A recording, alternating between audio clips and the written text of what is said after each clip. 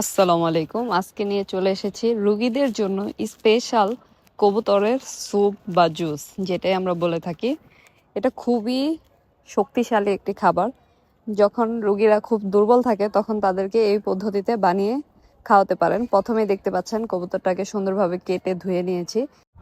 এখন কবুতরটাকে খুব ভালোভাবে ছেঁচে নিলাম একটু, ভিতর থেকে যেন হাড্ডিটা ভেঙে যায়। তারপর এখানে দেখতে পাচ্ছেন এই গ্লাসটা 1 পা পরিমাণ পানি হয়, সেটা দিয়ে আমি পানি দিয়ে দিলাম 5 কাপ, মানে 1 কেজি, আর সাথে আরও 1 পা পানি দিতে হবে। তারপরে এখানে গরম মশলা আর তেজপাতা দিয়ে দিলাম সামান্য পরিমাণ একটু লবণ।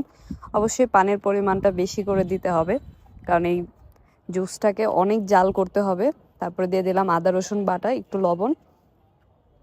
তারপরে এটাকে প্রায় 2 থেকে 3 ঘন্টা জাল করার পর 1 পা পরিমাণ পানি যখন হয়ে যাবে তখনই স্যুপটা তৈরি হয়ে যাবে। তখন আপনারা এটাকে রোগীদের খাওয়াতে পারবেন। অবশ্যই এখানে কোনো ঝাল ব্যবহার করবেন না।